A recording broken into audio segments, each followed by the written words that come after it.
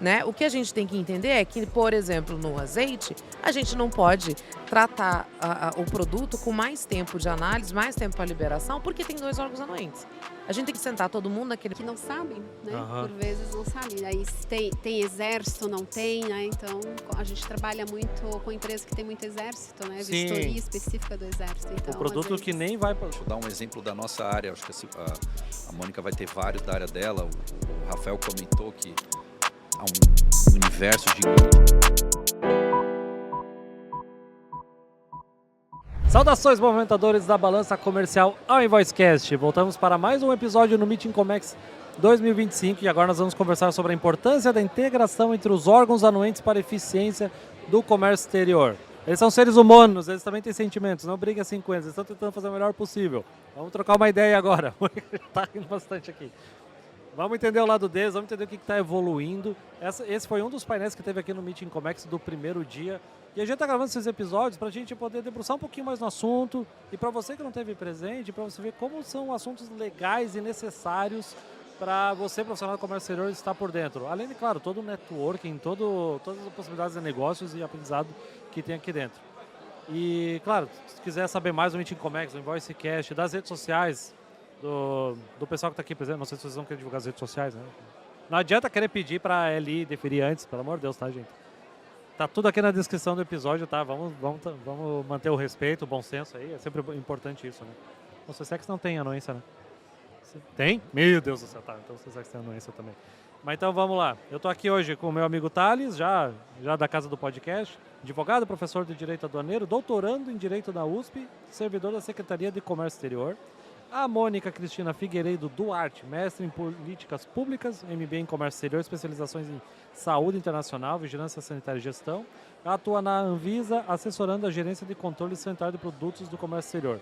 A Elisete, que eu não tive oportunidade de fazer tanta pompa assim para apresentar, mas ela é a coordenadora de importação e exportação na Unique e vai me ajudar com perguntas inteligentes nesse podcast. Muito obrigado por sua presença e por cada um de vocês para a gente fazer esse episódio. Então, eu tive acesso aqui à parte do painel do Thales e eu estava vendo aqui que em 2020 nós estávamos levando 158 horas de canal verde sem LI. É isso mesmo? A gente estava com números assustadores desse jeito mesmo? Exato, Jonas. O que acontece, né? O TRS é uma obrigação que a gente tem no Acordo de Facilitação do Comércio. O Time Release Study, né? O nome bonito, né? Que para quem fala inglês, diz o É bonito. Chico O Reis, comércio gosta. Time Release Study nada mais é do que estudo do tempo de liberação. E esse estudo do tempo de liberação, a primeira questão que a gente tem que levantar é a metodologia em que ele foi feita. Se você pegar a metodologia, a gente trabalha com o fluxo antigo do processo de importação antes do advento do processamento antecipado. Então, a gente estava até comentando no painel, você tem, lá nos anos 90, né, quando a gente saiu da guia de papel, a Mônica ali confessou que eu trabalhava com a guia de papel, né, Mônica? Formulário lá do Banco do Brasil, né? O talonário de guia de exportação. Enfim, quando entrou o Siscomex, já foi uma revolução. A gente está lá em 1993 ali, né? Com o Siscomex exportação e depois o Siscomex importação. Você passa a ter digitalização da informação, mas os processos ainda ficam sequenciais, ou seja, primeiro você faz, depois o outro órgão vai e olha, depois o outro vai e olha. Então você tinha uma escadinha como se cada um ficasse esperando quando a bola chegar no meu pé, eu vou chutar para algum lugar. Tem então, repartição pública, assim, jogando o papel para um lugar para mas outro, né? você estava em 1990, o fluxo de, né, o comércio exterior infinitamente menor do que a gente tem hoje, e aí você tinha, qual que era a lógica? Presença de carga, trazer para uma zona primária, descarrega, né? Aí rola a armazenagem, eu tenho 90 dias para registrar a DI, mas pode ter situações que eu tinha uma licença de importação para embarque, mudou o NCM, nova licenciamento, né? Não tinha gerenciamento de risco, né? Não havia gerenciamento de risco, era tudo que eu escolhia, era escolha aleatória, né? Sem inteligência, e você parava ou não aquele processo. Se eu tinha alguma NCM de alguma mercadoria com anuência de algum órgão, eu tinha que ter a LI antes, eu tinha essa etapa também, colocando ela no meio do fluxo desse processo. Ou seja, eu só ia ter a fase aduaneira depois do deferimento da licença de importação. Então, a metodologia ali, pegando, ainda que não tenha anuente, esse primeiro número que tu trouxe, eu tenho o tempo logístico muito grande. Sim. E e fica muito evidente no TRS, ficou evidente para a CSEX, né, o quanto o depositário, né, e os operadores logísticos de terminais têm déficit de informação e comunicação. Né? A chegada de um navio em Santos, quando foi feito o TRS, se eu não me engano, foram 33 horas entre a informação do navio e a chegada da mercadoria ali no descarregamento. Você tinha um dia e meio só para haver essa comunicação. Então isso é gargalo absurdo. Aqui, a presença né? de carga até o registro da DI tinha 65 horas, é muito tempo. Mas pensando na média geral nacional, né? Aham. Pensando em Santos, né? Você pegar ali, eu lembro que eram cerca de 33 horas. Então é um número muito grande que mostra um processo obsoleto. Não é uma culpa exclusiva porque os órgãos demoravam demais. Eu acho que isso é meia culpa, porque você tem um processo obsoleto. Um processo que eu vou ver a primeira vez a informação, eu não tinha a digitalização, né? Mal tinha dossiê, o chamado dossiê eletrônico, né? O Visão Integrada lá, o Vicomex, né? Não tinha nada disso. Então você tinha guias, literalmente levava, carimbava, voltava, retificava, né? Passava para o outro órgão, né? Uma nova guia, uma nova declaração. Então, redundância de trabalho, enfim, basicamente fica nítido custo, né, e tempo. Custo e tempo é, no final do dia, todos esses entraves aí. E como era na parte mais específica da Anvisa, Mônica? O que você viu assim que antigamente era bem gargalante, que podia afetar o gerenciamento de risco na importação e exportação? A gente nem falava em gerenciamento de risco, não tinha nem essa Nossa, terminologia Obrigado. em relação a esse tipo de avaliação, né? Então, especificamente em relação à Anvisa, a gente não tinha nem essa questão da aleatoriedade do que analisar. Como existe uma questão da taxa de fiscalização sanitária que você paga para cada protocolo de processo que você submete para a Anvisa, era condição sine qua non a análise 100% que entrava. Então, assim, você criava uma fila enorme de análise, principalmente nas unidades onde existia normalmente um volume muito grande de protocolo. Então, a gente teve uma época, eu lembro direitinho, que Viracopos, Santos, Guarulhos tinha uma fila de 40 dias para análise de processo de importação da Anvisa. Né? Então, imagina. Por quê? Porque se tinha o entendimento naquela época de que tudo que foi protocolizado tinha que ser 100% analisado. E pior, em algumas localidades, além de ser, quando a gente fala de analisado, não é só análise documental. Alguns locais ainda tinha a questão de inspeção física 100%. Então, assim, e aquele know-how que a gente tem hoje, que é essa questão da análise descentralizada que ocorria antigamente, de que, eu conheço a empresa, eu conheço o despachante que vem aqui, eu já sei que essa empresa é certa, ela faz tudo bonitinho. Mesmo nesta condição, não cabia essa avaliação de risco. Esse gerenciamento de Você risco... continuava tendo que analisar 100% do que era protocolizado e inspecionar 100% do que era feito. Então, assim, essa concepção, esse novo conceito, ele começou a ser tratado dentro da Anvisa, honestamente, em 2018. É uma coisa muito recente. Que foi quando começou a se falar da do INPE, né? Sim. 2018. Sim, exatamente. Verdade. Mas eu acho que, assim, o que eu brinco, que a gente fala aqui, é porque há um distanciamento muito grande em se entender o papel da saúde, da fiscalização sanitária com o comércio exterior. Né? Então, aí a questão da meia-culpa, a gente traz realmente para dentro do nosso órgão essa questão de que, peraí, eu tenho que garantir de que nenhum produto inseguro vai ser disponibilizado para o mercado. Gente, quem garante isso? Ninguém. Não existe garantia 100% em absolutamente nada. Então, a gente começou a trazer esses conceitos novos de gestão de risco para dentro da casa, e não foi só na área de comércio exterior, foi também na área de regularização de produtos. E aí, com essa nova concepção, a gente conseguiu começar a trazer, não, peraí, vamos mudar o processo. Vamos entender melhor como é que ele funciona. Vamos centralizar nossas equipes de análise para trazer mais harmonização. Em 2000, quando eu trabalhava aqui em Joinville, que eu era chefe do posto aqui da Anvisa de Joinville, foi em 2014. Eu tive um pico de migração de empresas, se não me engano, no começo de 2015, porque a fila de Guarulhos e de Viracopos estava chegando em 40 dias. As empresas sabiam que eu estava aqui, que eu analisava o processo de uma forma mais célere. Eles migraram para cá as empresas, trouxeram os processos para cá, só que sem avisar. Então foi um boom aqui, absurdo de protocolos de processo. Eu fiquei louca. De um dia para a noite eu tinha, 30 processos O trabalho te perseguia. Foi, aí eles vieram pra cá. Caramba, hein? Não, aí eu falei, não, peraí. basta ser vou eficiente, fazer, né? Você fez propaganda que era esse eficiente. que era o né? problema. Aí eu falei, não dá, vamos trabalhar de outra forma. O pessoal acha que é só iniciativa privada que acha que se você fazer um bom trabalho, tu vai ganhar mais trabalho. Não, na pública também. Não, fica tranquilo. Bacana, A cara. gente tá junto. Não, mas é verdade. A gente mudou bastante a concepção, né, de como fazer a análise de processo. Mas eu acredito que com essa mudança toda no comércio exterior de 2018 para cá, os órgãos ficando mais acessíveis aos importadores, porque eu posso falar aqui com a visão de importador e de despachante, né? Os importadores, infelizmente, eles não têm tanto conhecimento do que os órgãos anuentes fazem, né? Ou do que necessitam para tornar mais acelerado o processo da análise, uma documentação entregue em tempo e correto. Isso tudo muda muito, né? Faz com que não tenha retrabalho tanto do órgão como do despachante ou do próprio importador, né? Então, eu acredito que de 2018 para cá, com a entrada se fala muito de catálogo de produtos, de gerenciamento de risco, está mudando essa chavezinha. Precisa ser mudado muito ainda para os importadores, para eles entenderem. Porque como nós estamos à frente, junto aos importadores, percebemos que ainda falta levar um pouco mais a sério essa mudança. E se levarmos mais a sério, vai fluir melhor.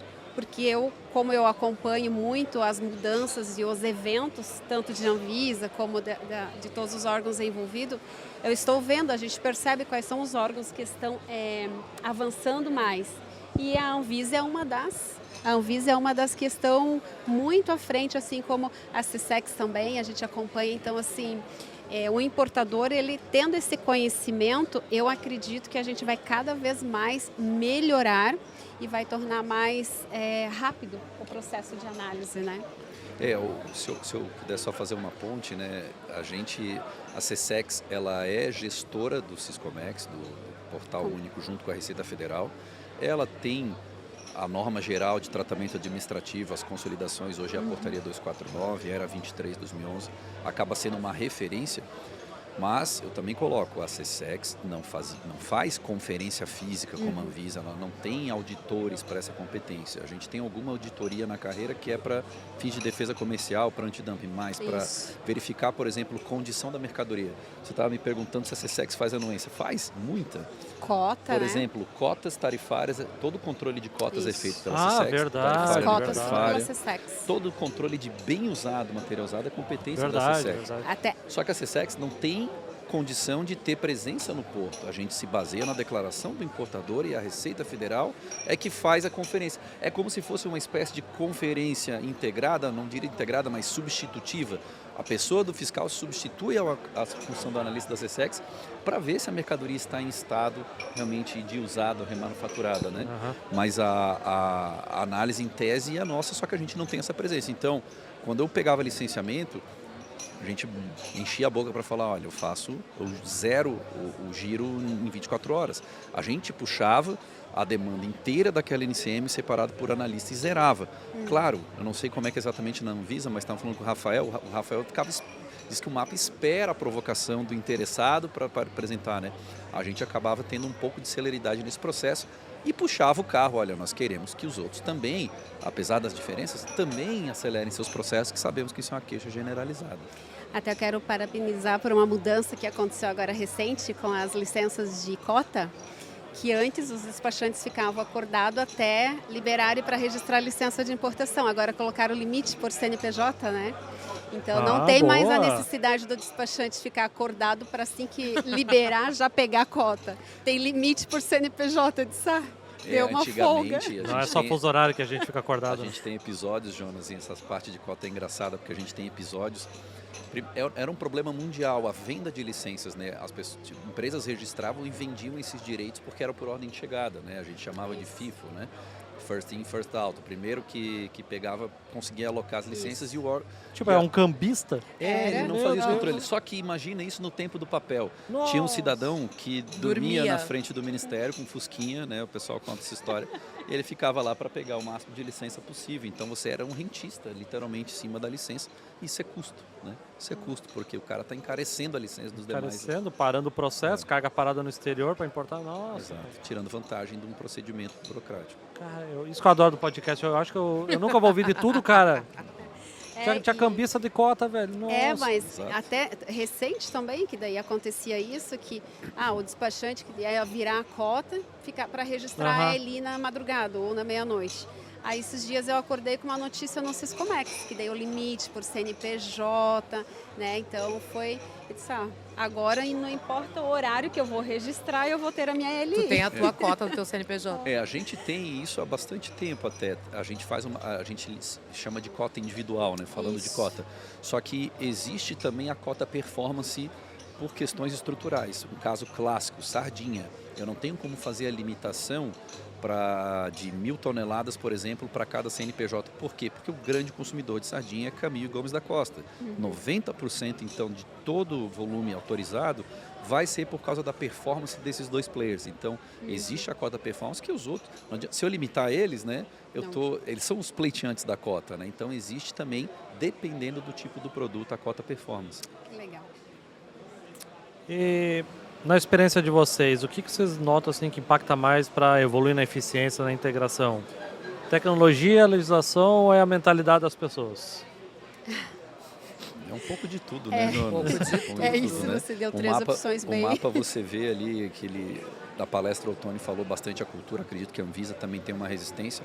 Ela bate, a Mônica e o Rafael acabam batendo bastante na gente na CSEX, então a gente já é acostumado a apanhar. Só que alguém puxa com amor, pelo amor amor, de claro, Deus. batidinha, tapinha não dói. Mas alguém puxa esse processo, né? Sim. A gente se retroalimenta nesse diálogo construtivo, né? E a gente sabe da dificuldade. Você vê o tanto de procedimentos distintos aduaneiros que a Anvisa tem que operar, o mapa tem que operar, os tipos de carga que, por exemplo, a embalagem não é mercadoria, você tem que dar um tratamento completamente diferente que foge à lógica do LPCO. Então a gente sabe também dessas complexidades.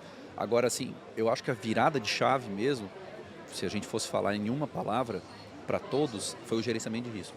O gerenciamento de risco, você vê que o EA integrado, tudo segue a lógica de gerenciamento de risco.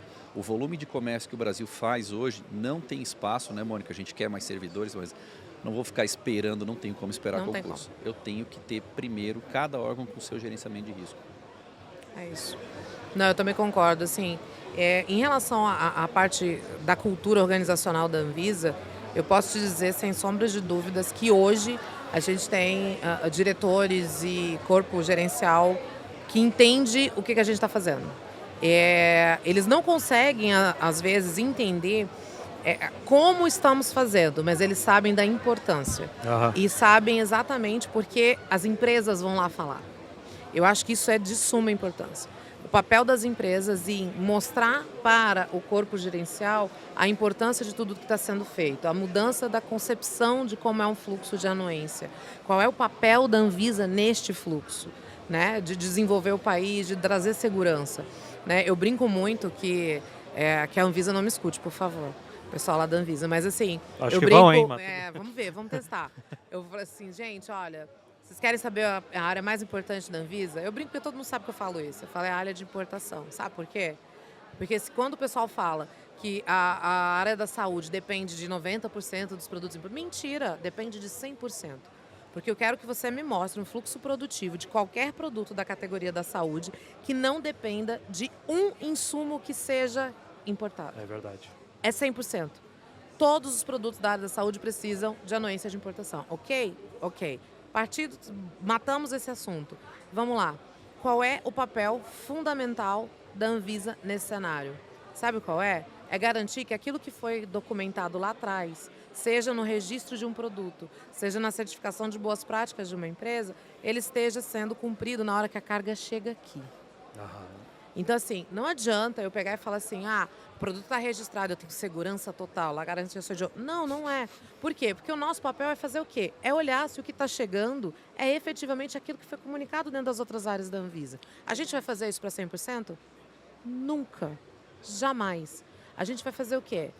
A gente vai pegar os produtos de maior risco, empresas de maior risco, NCMs de maior risco, fabricantes de maior risco, exportadores de maior risco, e vamos colocar o nosso pessoal, que é exíguo, para se dedicar para analisar processos que efetivamente trazem risco.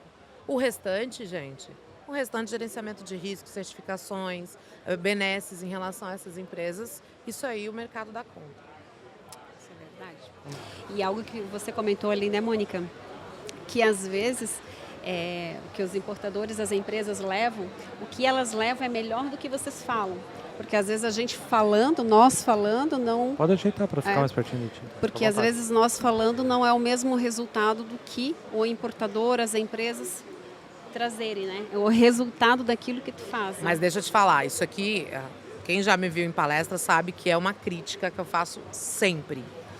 Eu ainda acho que as empresas não conseguem, principalmente fabricantes e importadoras da área da saúde, não conseguiram entender ainda o papel do despachante, do comércio exterior no seu cenário.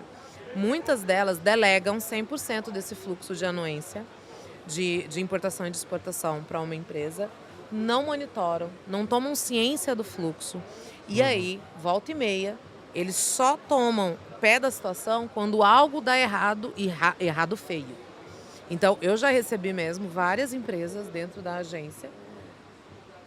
Foi indeferido, está interditado, mandaram destruir, mandaram devolver. O que está acontecendo? Meu Deus, é vacina.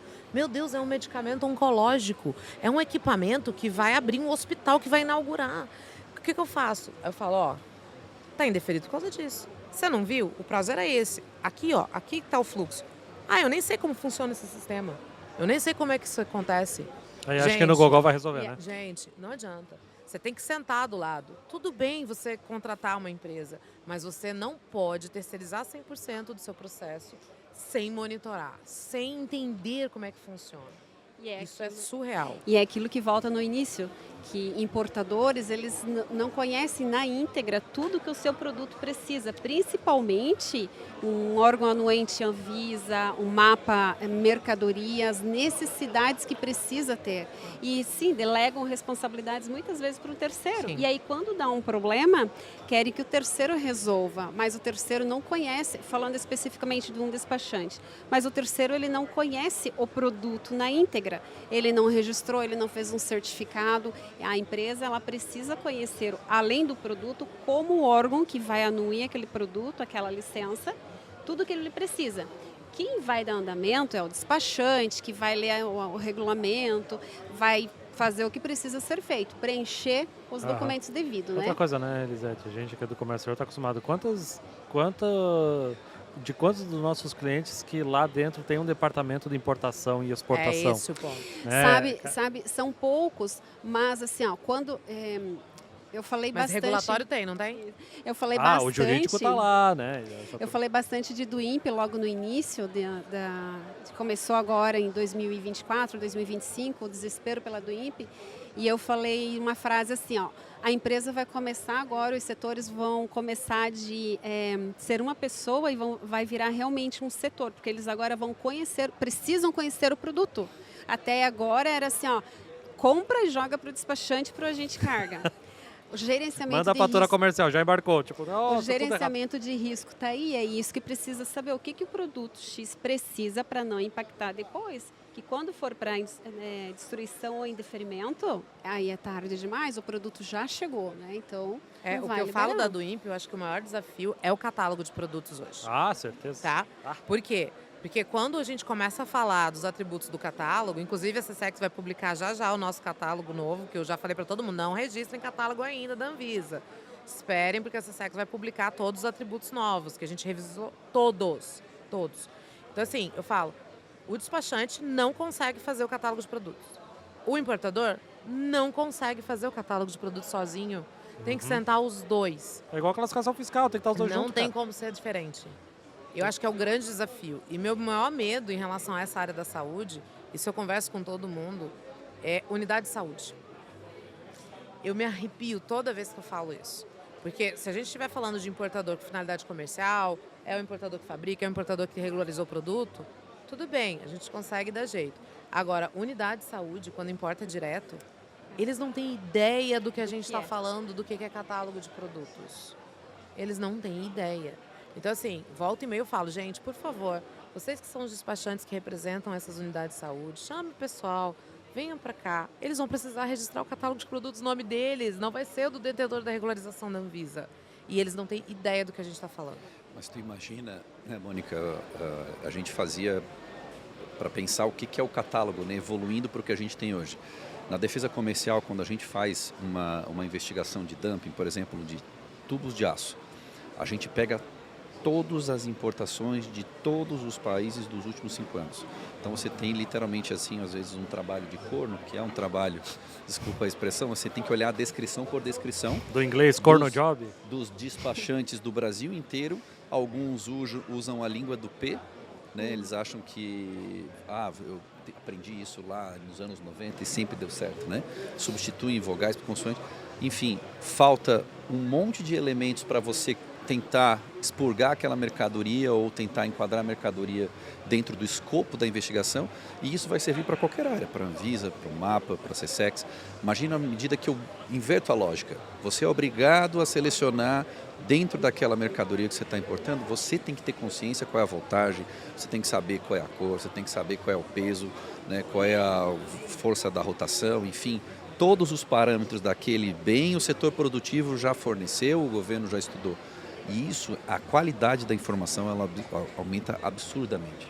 Então nós estamos num anseio muito grande do Comex Data, porque vai vir um relatório, claro, pode ser que o analista ali, os funcionários da trading de vocês ali colocou alguma questão errada, sim, mas ele colocou um elemento chave. Se ele errou, é uma outra história, todo mundo é passível de erro, mas ele colocou um elemento chave na minha fiscalização, para o meu processo. E tudo que eu puxar daquele produto vai ter a mesma quantidade de categorias. Esse é o universo para ter um gerenciamento de risco, é o primeiro passo. A qualidade da informação, que agora vocês aumenta ainda mais a responsabilidade. Não basta lá escrever NCM e descrever do jeito que queria, né? Isso acontecia bastante. Então, a descrição vai ser algo muito, vamos dizer assim, acessório nesse ambiente, porque você já vai prestar tudo em termos de catálogo, todo o volume que eu quero de informação. Né? E presta uma única vez, né? Sim. Isso. Imagina, toda vez que você importa, você tem que fazer a mesma descrição. Você coloca tudo de novo, as informações. Ou à noite vai lá e olha tudo de novo. Então, assim, fez o catálogo, ok, validou, ok, não alterei, ok, não preciso mais olhar. Tudo certo. Catálogo de produtos não é obra de arte, para você ficar revisando de tanto tempo. Não, cara, tem que estar certo esse deve, negócio, né? Cara? Tem que estar certo. Ou tu tá importando outra coisa, aí tu faz um novo produto lá dentro, né? Isso que essa mentalidade de catálogo de produtos é um negócio que vai... Eu até queria adicionar essa pergunta para você, Elisete. Você vê isso como uma oportunidade do despachante aduaneiro ele ser mais valorizado? Porque a gente sabe que o despachante aduaneiro, assim, só a figura do despachante aduaneiro, ela sofre no comércio exterior. Ela tem tá aqui o documento, registra aí. Já tá, segue o pagamento numerário. Mais ou menos isso. O despachante aduaneiro é muito mais que isso, né? E eu vejo assim que ele vai estar presente no catálogo de produtos. Então pode ser a redenção dele. É mais ou menos isso, sim, o papel do despachante. Joga as informações e ele que decifra. Mas agora não vai mais poder, como o próprio Thales comentou ali, né? Mas hoje, mesmo com o catálogo de produtos, o despachante ainda passa pela a pessoa ruim, né? Uhum. Por isso que eu falo... Que bom, a Anvisa e a SESEX não são ruins, tá? Mas por isso que eu falo, ótimo. Que eu falo ainda que precisa um pouco mais de conhecimento do importador, porque ele sabe que está mudando alguma coisa, mas ele não tem muito interesse em aprender. A gente fala com empresa que não começou a fazer catálogo de produtos e acha que é só colocar qualquer coisa lá. E não é. Por mais que a gente tente explicar, por mais que a gente chame, a gente acompanha sempre as lives de todos os envolvidos, de todos os órgãos com as mudanças. Agora no dia 17 teve da Anvisa, o nosso time lá. Uma moça lá que apresentou uma live. O nosso time lá, mudou tudo agora. Já tinha aquele manual, mudou tudo, não sei o quê, o protocolo não solicita. Então a gente está sempre acompanhando, mas o importador ele tem essa dificuldade de entender as mudanças, porque ele ainda acha que o processo de importação é comprar, colocar com o agente de carga, com o despachante e liberar.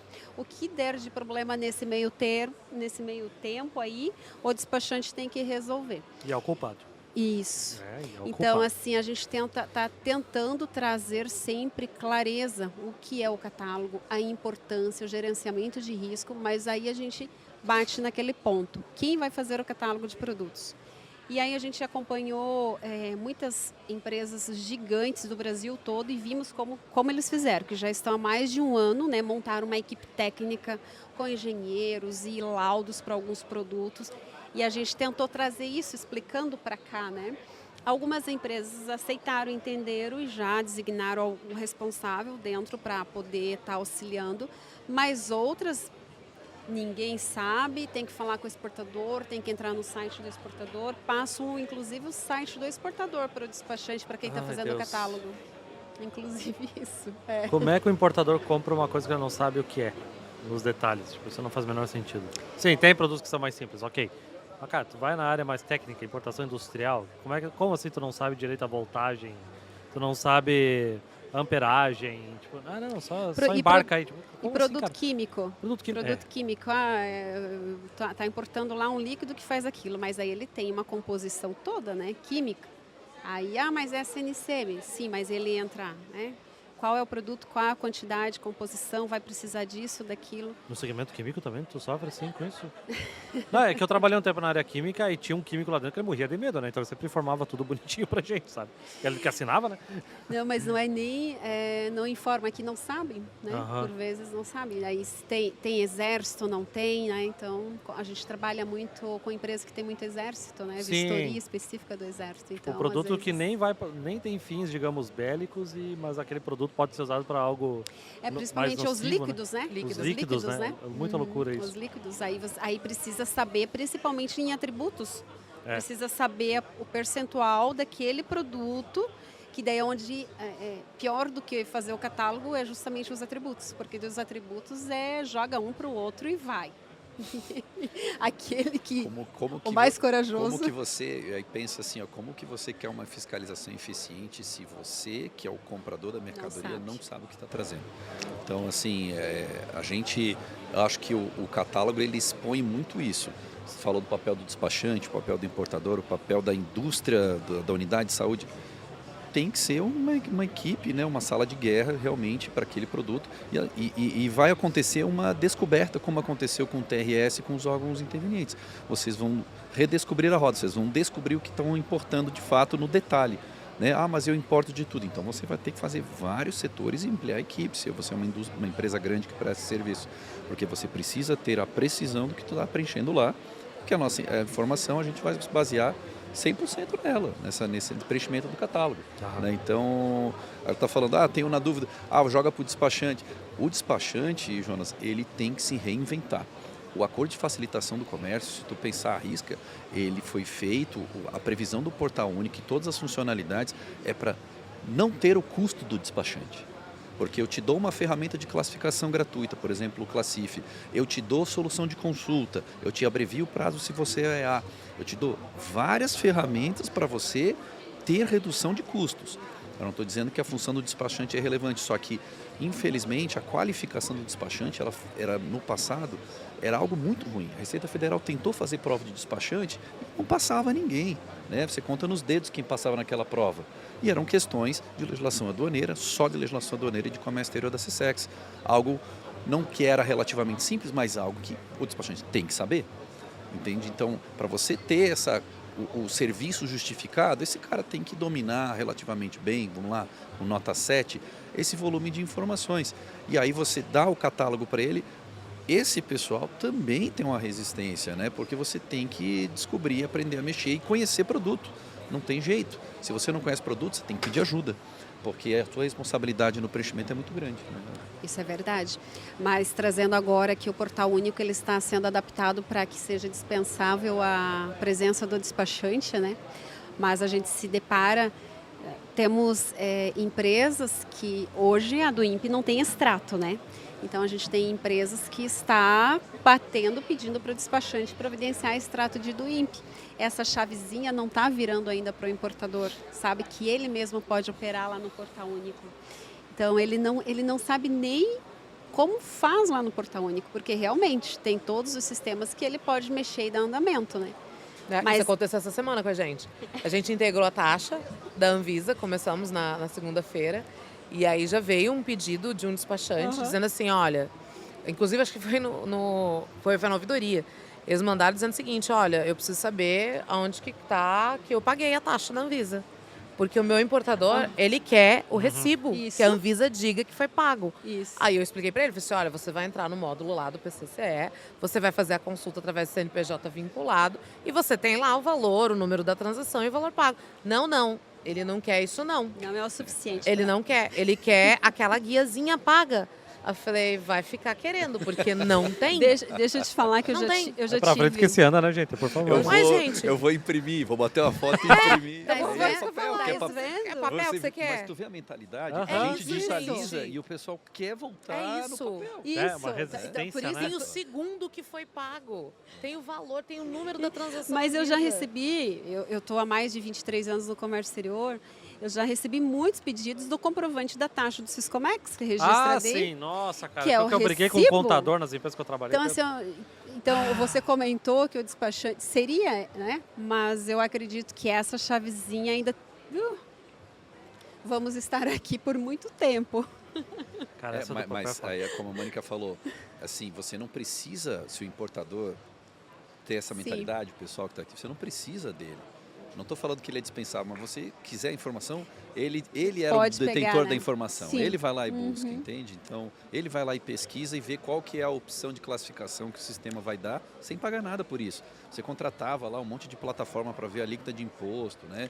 Vendia sistema para fazer isso. Tá lá, é ferramenta do governo gratuita. A independe inteligência do artificial cadastro. é muito boa, é certeira. É um sistema muito rico, É né? muito rico, É muito muito bom e bem intuitivo de usar, ele é excelente.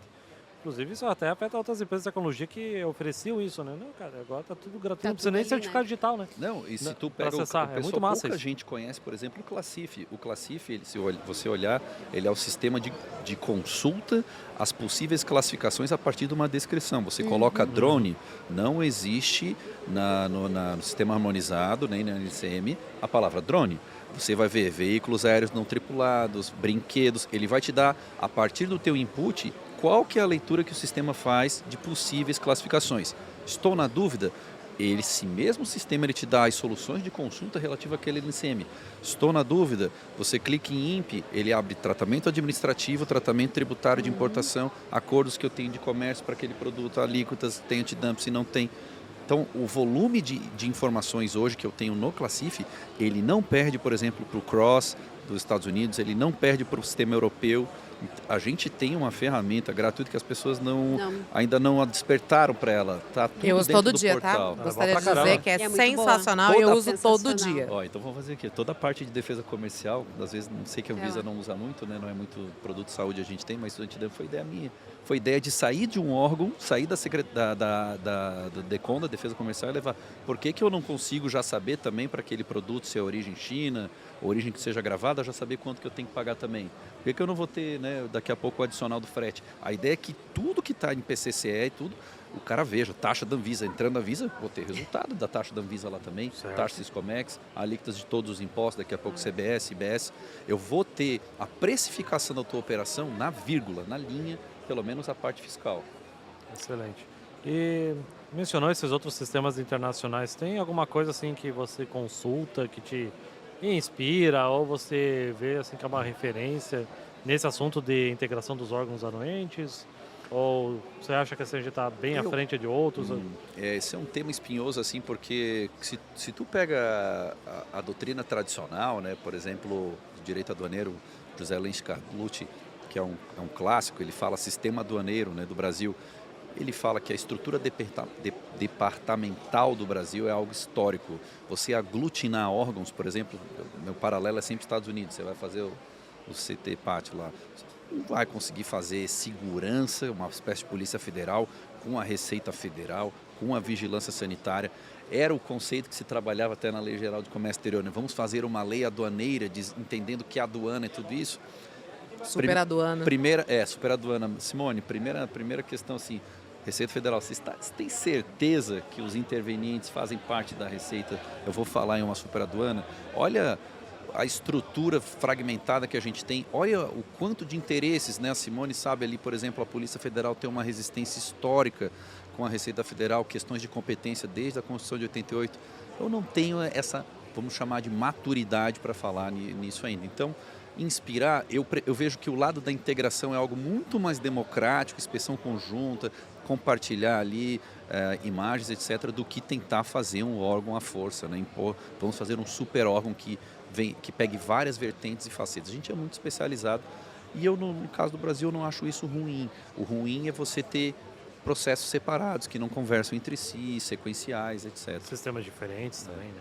Não, eu acho que é a primeira vez que está todos os órgãos conversando efetivamente no mesmo local, no mesmo momento, para esse entendimento. E assim, está todo mundo muito alinhado, né? Então, assim, ter essa separação, essa individualidade em relação a cada órgão, gente, eu acho super positivo, porque a gente olha coisas diferentes.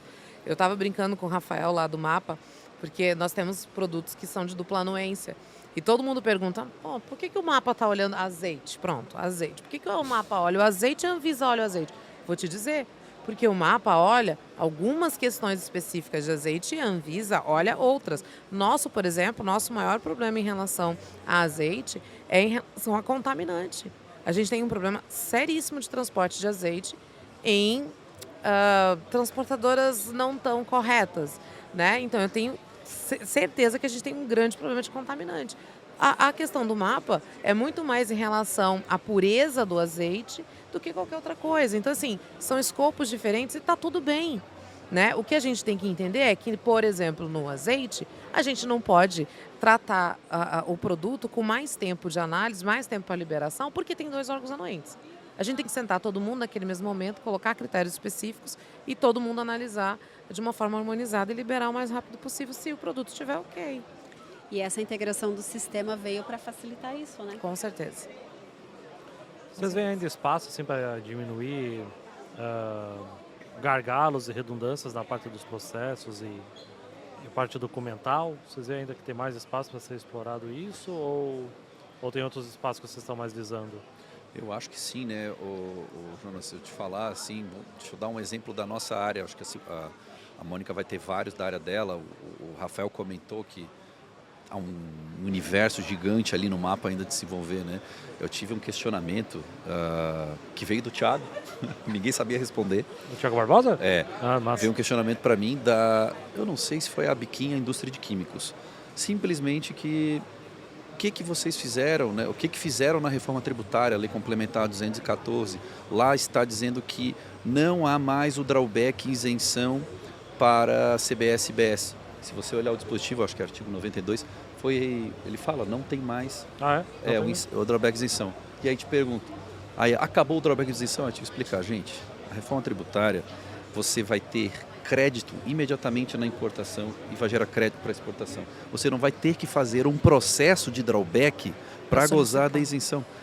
Entende? As pessoas, o setor que mais utiliza, nós somos um grande usuário. Gente, vocês não entenderam a reforma tributária. Então, você mudando de assunto aqui, que vai te gerar crédito. Então, obrigatoriamente ela te gera um crédito. Não, é importante, a gente nem está saindo do assunto. Vai gerar crédito que depois bate na exportação, né? Você vai ter essa devolução em 60 dias, sem processo nenhum. Você não precisa provar transformação, nada disso, né? Agora, para o imposto de importação, né? Talvez ainda se mantenha, né, a figura, mas era ICBS e IBS, que era a Lei Complementar 214, só cuida desses 2 tributos, né?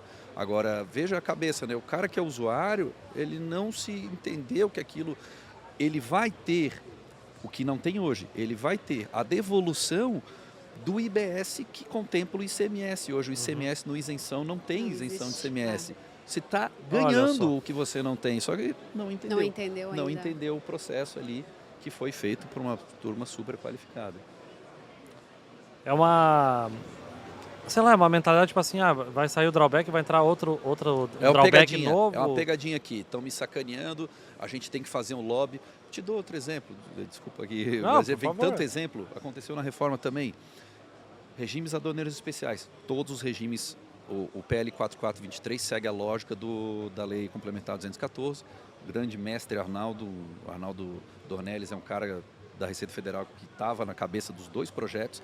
Nós temos que definir no Brasil o que é um regime aduaneiro especial de acordo com os padrões internacionais, porque no Brasil tudo era regime. Reporto, Repex, Recon, isso não é regime, isso é regime tributário, isso não é regime aduaneiro, é regime setorial para dar um benefício fiscal para um setor, a indústria. Né? E aí, quando fizeram, por exemplo, a figura de gênero que a gente chama de admissão para transformação, aperfeiçoamento ativo. Aperfeiçoamento ativo é uma categoria super antiga, está no Código do Mercosul, da União Europeia, está na Convenção de Kyoto revisada lá dentro dos anexos, né? Que contempla drawback, recoff e tudo que vem para transformação. O que acontece? Forma tributária, Lei Complementar 214, fala em aperfeiçoamento ativo. O pessoal do recoff fica louco da vida. Cadê o recoff? O recoff está dentro do aperfeiçoamento ativo. Eles foram lá, fizeram um lobby para fazer uma emenda para colocar recoff. E agora o que a gente tem? A gente tem dúvida do que de fato está no aperfeiçoamento ativo, porque o recoff estava lá e aí os caras fizeram... Né, você criou no texto que o recoff não é aquilo que está ali, você começa a gerar dúvida na interpretação, porque era para contemplar um todo, né? O único cara que ficou de fora, por uma questão aí de pressão política, que ficou de fora das categorias, mas foi colocado dentro da reforma, foi o Repetro, desculpa. O setor de óleo e gás. O Repetro não é regime especial, mas houve pressão para se colocar o ornitorrinco dentro da reforma. Então, por isso que ele não se enquadra, ele tem um tratamento específico.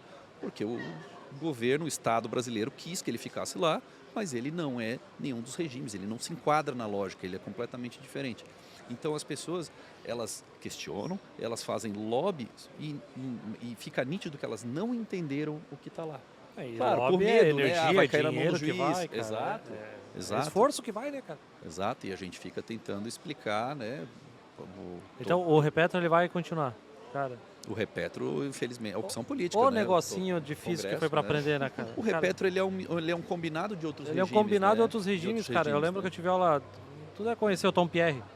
Não. Você não conhece? Eu tive aula com ele, que ele foi um dos envolvidos, inclusive, ele é da Receita Federal. Eu acho que ele está aposentado já. Meu Deus, cara, foram acho que 3 horas só pra gente conseguir entender Repetro, até entrar na tua cabeça.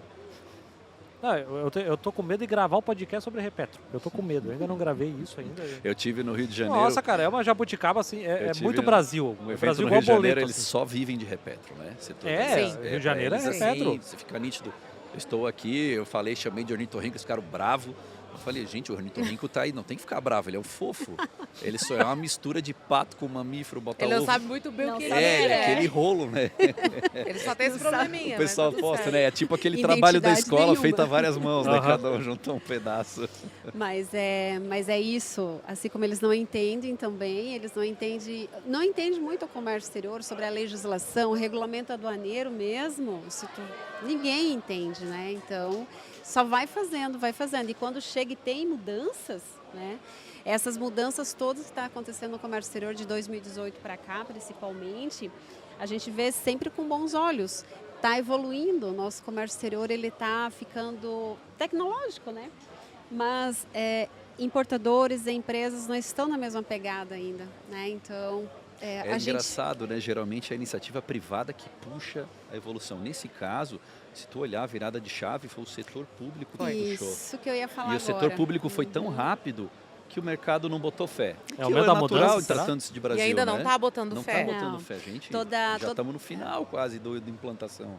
Tá. Né? E aí a gente vê empresas esperando, né? E a gente fala, gente, não importa se vai virar em abril, em maio, em junho, em julho. A gente só sabe que dia 31 de dezembro de 2026 vai fechar, vai mudar tudo. Então, se prepare. Não fique esperando até o último Não foi por minuto. falta de aviso, né? Não. A DUI, se lembra, a DUI é a Não Extração Normativa 1702 de 2017. Ela Né? Nós vem... já tem há 8 anos a DUI, que era já o que ia vir para a DUIMP, claro, guardadas as devidas proporções. Né? Mas já tinha tudo isso lá previsto, né? Toda essa ideia de simultaneidade já estava lá.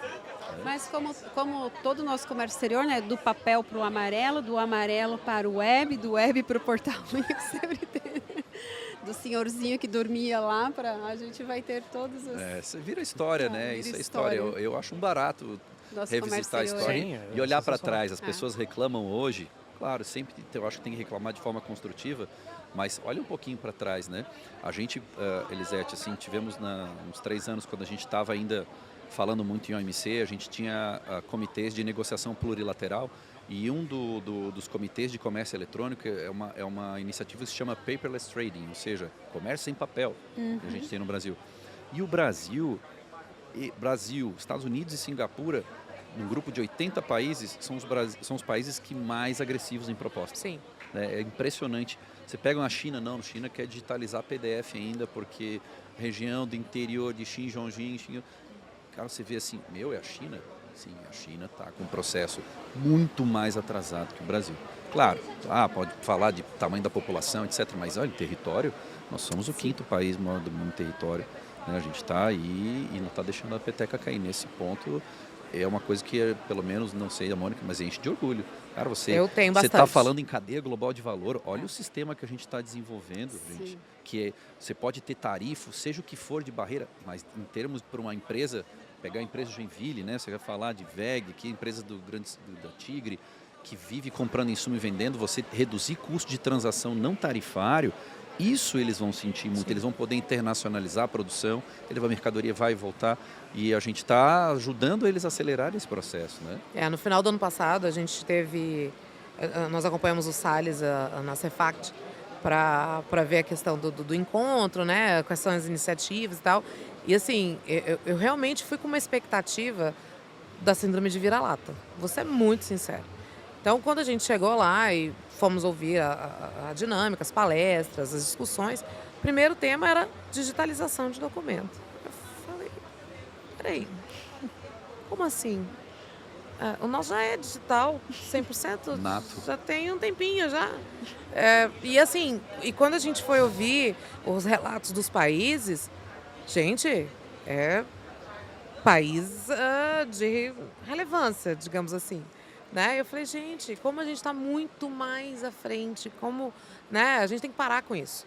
Né? Então, assim, por exemplo, o FDA mesmo, quando eles vão fazer algum tipo de atuação, especificamente em relação a produtos... desculpa, esse é dos Estados Unidos. O FDA é a Anvisa dos Estados Unidos. Dos Estados Unidos, obrigado. Né? Eles atuam na parte de anuência de importação, mas no backstage, né? Quando eles são acionados, eles precisam verificar alguma situação específica, de interdição ou alguma questão de produto. Aí eles vão lá, fazem essa avaliação e dão a devolutiva.